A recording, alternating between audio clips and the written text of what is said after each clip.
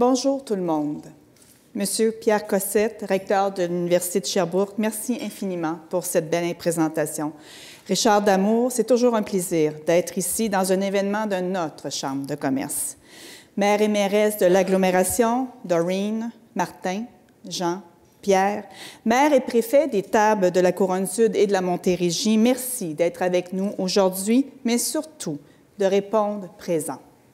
Collègues du conseil municipal, élus de tous les conseils des villes de notre agglomération, tout autant que de l'ensemble de la région, et à tout le personnel de la Chambre de commerce qui avait fait de ce rendez-vous annuel une réussite, je vous dis merci.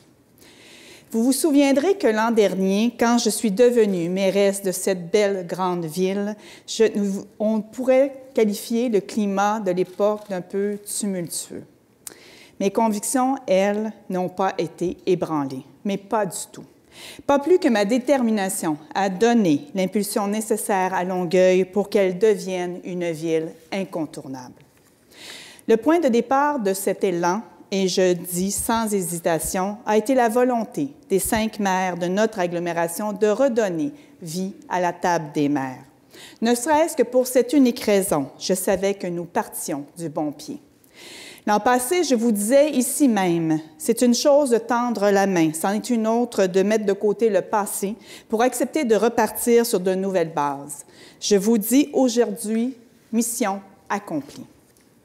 Au-delà des enjeux à exposer, des arbitrages nécessaires et de nos fortes personnalités, nous ne sommes jamais perdants à nous réunir pour partager nos points de vue. Or, on n'est pas toujours d'accord, mais on s'assoit, on se parle, et on avance. Nous avons pu présenter en août dernier la vision intégrée du transport en commun 2025 avec le RTL. Cette vision avait 2 objectifs, réduire la congestion routière et améliorer la qualité de vie de nos citoyens. C'est un des grands défis des prochaines années. Comment faire en sorte que les citoyens délaissent la voiture solo et utilisent davantage le transport collectif? Notre réseau routier a atteint sa pleine capacité et la congestion quotidienne, disons-le poliment, nous exaspère tous. Et cela nuit considérablement au développement économique de notre région. D'ailleurs, la Chambre de commerce organisera le colloque Solutions Transport 2019 le 26 avril prochain. L'objectif est d'aborder la mobilité durable dans une vision plus globale et d'identifier des solutions qui permettraient d'alléger le réseau routier. J'y participerai et je vous y invite à y être en grand nombre. Finalement, une table des maires qui se réunit, des maires qui se parlent, qui travaillent ensemble, vous savez ce que ça donne? Ça donne un budget d'agglomération adopté à l'unanimité, une première depuis 2011. Il y a quelques jours à peine, les villes de l'agglomération, nous avons signé une entente importante avec la Société d'économie mixte et de l'Est de la Couronne-Sud afin de répondre aux besoins de biométhanisation sur notre territoire. Pas facile, ce mot-là, j'en conviens. Je vous disais, l'an passé, l'agglomération a tout intérêt à bâtir des liens solides avec ses partenaires de la Rive-Sud. Eh bien, après 1 an de discussion, on est venu à une entente qui est bonne pour tout le monde. Bonne pour nos populations respectives, bonne pour notre agglomération et bonne pour la CEMEC. Nous avons maintenant une solution à long terme pour cesser l'enfouissement des matières organiques et se conformer aux obligations légales en matière d'environnement. Et tout ça à moindre coût. Parlez-en à nos voisins. Et puis, si les 5 maires de l'agglomération travaillent différemment, pourquoi en rester là? On va se le dire, qui aurait cru possible de réunir en quelques semaines plus de 50 maires, mairesses et préfets des MRC de la Rive-Sud afin de réclamer une solution permanente au problème d'engorgement de l'autoroute 30?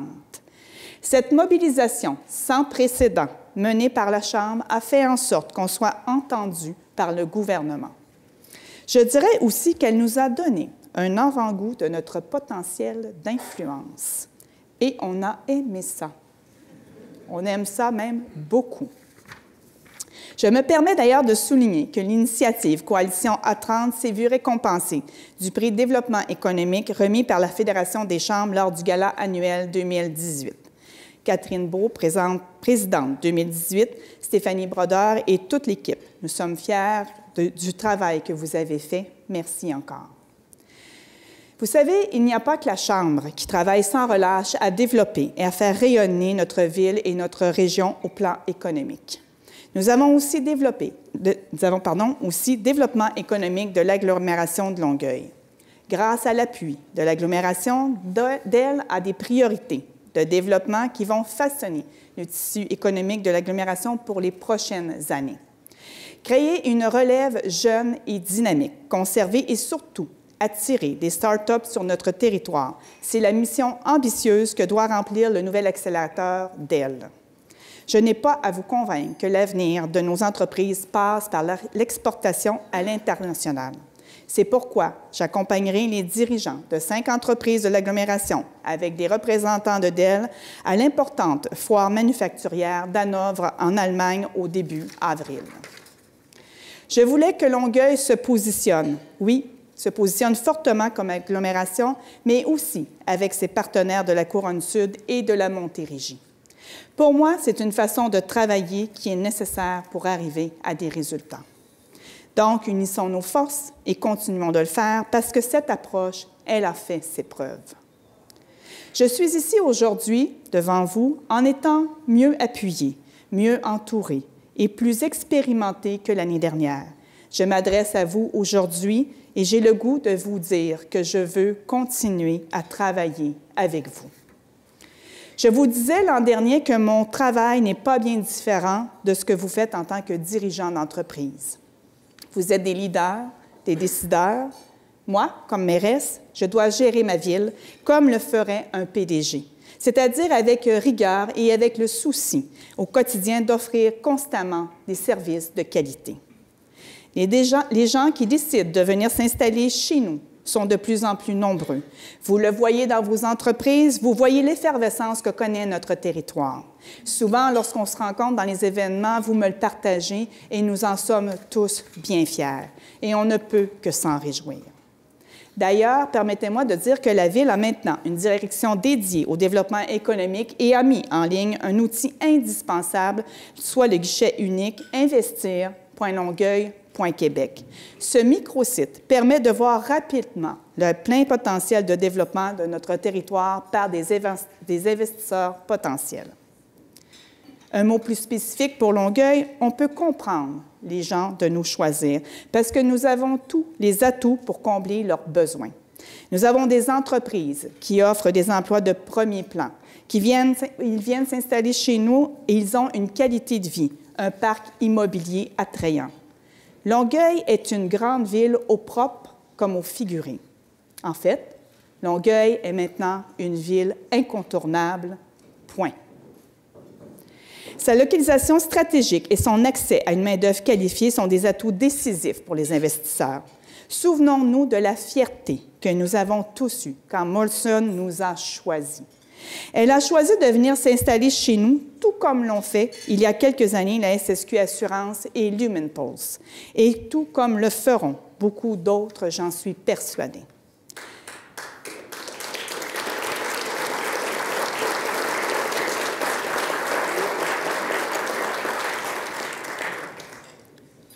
C'est un grand coup pour notre ville, c'est vrai, avec les retombées économiques que cela suppose. C'est un grand coup aussi pour la Rive-Sud. Vous savez, quand Longueuil rayonne, toute la région en profite. Et quand la région performe, Longueuil grandit. Quand Molson choisit Longueuil, c'est toute la Rive-Sud qui en profite. Et quand le port de Montréal choisit Contrecœur, Longueuil en sort aussi grandi. Nos réussites, elles sont liées.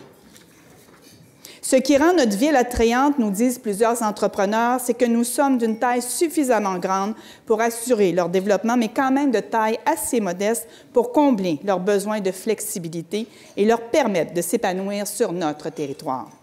Rappelons-nous que Longueuil est la 5e ville en importance au Québec. Oui, Longueuil est la 5e ville en importance au Québec. Si Molson, SSQ Assurance et Lumenpulse, de grandes entreprises, ont choisi Longueuil, c'est aussi parce que nous avons de grandes institutions d'enseignement comme l'Université de Sherbrooke, qui a choisi de s'établir chez nous il y a près de 10 ans. Monsieur le recteur, vous nous avez dit avec justesse, il y a quelques semaines lors de votre discours à la Chambre de commerce, que vous ne vouliez plus vous excuser d'être à Longueuil. Moi, je dis qu'on ne s'excusera plus jamais d'être Longueuil. Votre université accueille maintenant près de 6 000 étudiants et professeurs chaque année, mais surtout offre une formation qui permet de répondre aux besoins de notre région. Nous avons signé, comme vous l'avez dit tout à l'heure, une nouvelle entente de partenariat et je tiens à saluer notre collaboration. Parlant de formation universitaire, je m'en voudrais de ne pas souligner que l'Université de Montréal et l'UQAM ont aussi des antennes à Longueuil. Sur notre territoire, il y a le Cégep Édouard-Montpetit et le Collège Champlain. Et bien sûr, l'École nationale d'aérotechnique qui constitue le seul lieu d'enseignement au Québec où on forme des techniciens en aéronautique. Et c'est chez nous que l'ENA est établie. Bien sûr, nous devons tous être très fiers d'avoir un aéroport. Dans le passé, certains pensaient que c'était une mauvaise idée, qu'on ne voulait pas en parler, ça faisait du bruit, ça dérangeait. Pour moi, un aéroport sur le territoire de notre belle grande ville, c'est un grand pôle de développement économique. On va arrêter de le cacher. Au contraire, on va tout faire pour qu'il se développe à plein potentiel. Et plusieurs ici présents partagent cette vision. Il y a un potentiel manifeste, tout le monde en conviendra, par son emplacement stratégique à une quinzaine de minutes du centre-ville de Montréal, par son accessibilité, desservie par le train de banlieue et un réseau autoroutier complet, notre aéroport a tout ce qu'il faut pour devenir une alternative de choix pour les voyageurs. Avec une nouvelle piste principale inaugurée en 2018 et le projet de construction d'une aérogare moderne, notre aéroport doit devenir la plaque tournante du transport aérien régional au Québec. Charles Vaillancourt, président du conseil d'administration, Jane Foyle, directrice générale, et toute l'équipe de DHL, nous sommes à vos côtés.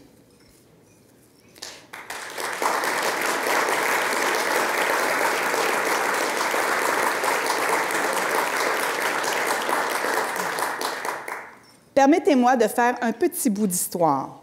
Notre ville a plus de 360 ans.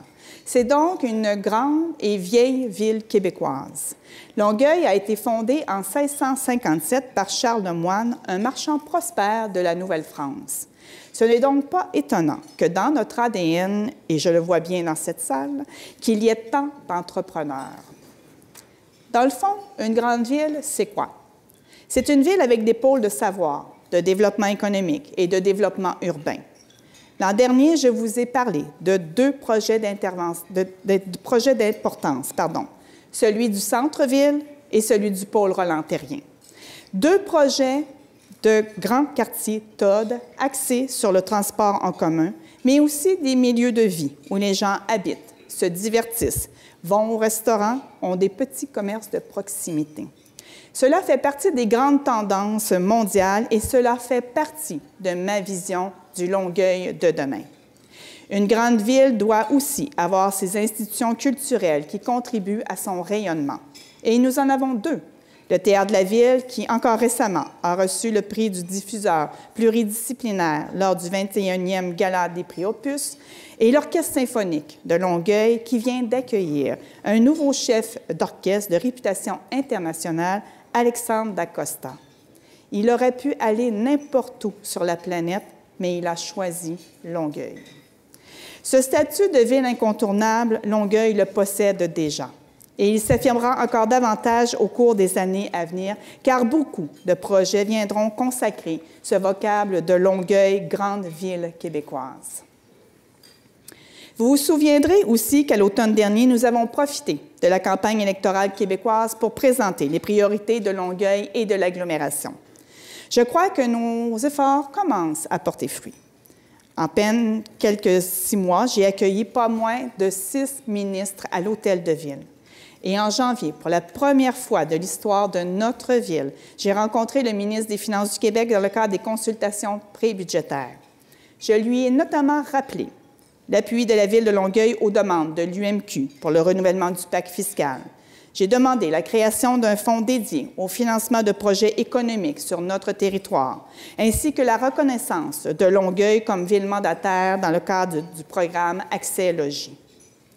Nous avons d'excellentes relations avec les élus du nouveau gouvernement et les ministres concernés sont bien au fait de nos priorités et de nos attentes très élevées. Le fait que le caucus de la Montérégie représente le plus important groupe au sein de l'équipe ministérielle et la présence de pas moins de 5 ministres d'importance feront en sorte que nos messages se rendent à Québec. J'ai confiance que cela se reflètera sur les grands projets de notre ville et sur l'ensemble de la Rive-Sud. En parlant de gouvernement, attendez-vous à ce qu'on fasse la même chose cet automne à l'occasion des élections fédérales. Là aussi, nous avons des attentes particulièrement par rapport aux grands projets d'infrastructure sur notre territoire.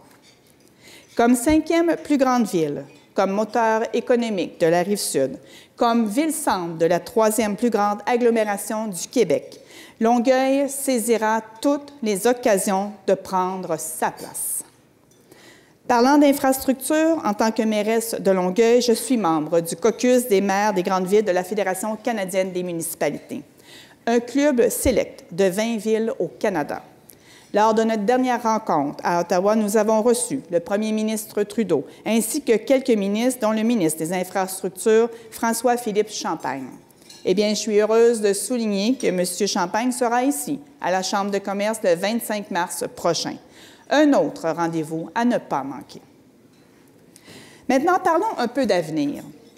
Bien sûr, le thème de la mobilité sera encore au centre de nos actions au cœur de la prochaine année et d'ici la fin de mon mandat.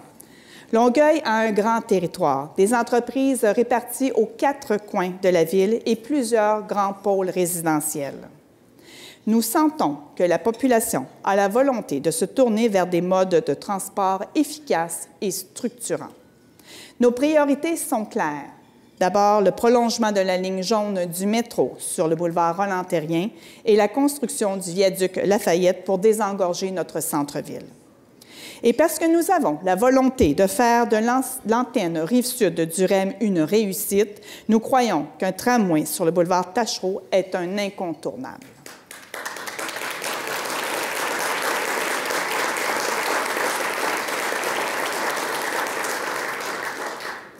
Évidemment, on ne peut passer sous silence l'élargissement de l'autoroute 30 et la mise en place d'une solution durable pour l'axe Chambly et de la 116. L'agglomération de Longueuil et la région de la Rive-Sud dans son ensemble a connu une croissance inégalée depuis 50 ans. Le revers de cette médaille est que l'augmentation de l'achalandage sur notre territoire, c'est donc un enjeu qui concerne toute la région. Notre croissance démographique n'est pas accompagnée d'une offre en mobilité capable de soutenir pleinement le dynamisme de notre économie. La patience de notre population commence à s'effriter. Nous devons y voir, car il n'y a pas eu d'ajout de mode de transport lourd sur notre territoire depuis 1967, l'année de l'Expo. Notre collaboration régionale a déjà amené des résultats, j'en ai nommé 2, l'entente avec la CEMEC et la coalition pour l'autoroute 30. Mais nous n'arrêterons pas là. Nous avons entamé des discussions avec les autres MRC de la Couronne-Sud afin de construire dans notre région un centre de tri à la fine pointe des dernières technologies. Comme nous l'avons fait pour le bac brun, nous voulons trouver des solutions régionales, durables pour le bac bleu à des coûts plus bas pour les citoyens. C'est un geste fort que nous entendons poser pour l'environnement. Longueuil est une ville incontournable et elle doit le demeurer. Tous ces projets ne pourront se réaliser que si nous travaillons ensemble. Si Longueuil travaille avec les villes de l'agglomération, si l'agglomération travaille avec l'ensemble de la Rive-Sud, et si chacun d'entre nous, ici dans cette salle, travaille à faire entendre la voix de notre région. Attendez-vous à d'autres annonces bientôt, car notre voix résonnera de plus en plus fort et Longueuil se fera le porte-drapeau. De belles choses s'en viennent au cours des prochaines semaines, de belles choses s'en viennent au cours des prochaines années. Alors soyons fiers de dire haut et fort que Longueuil est une ville incontournable. Merci.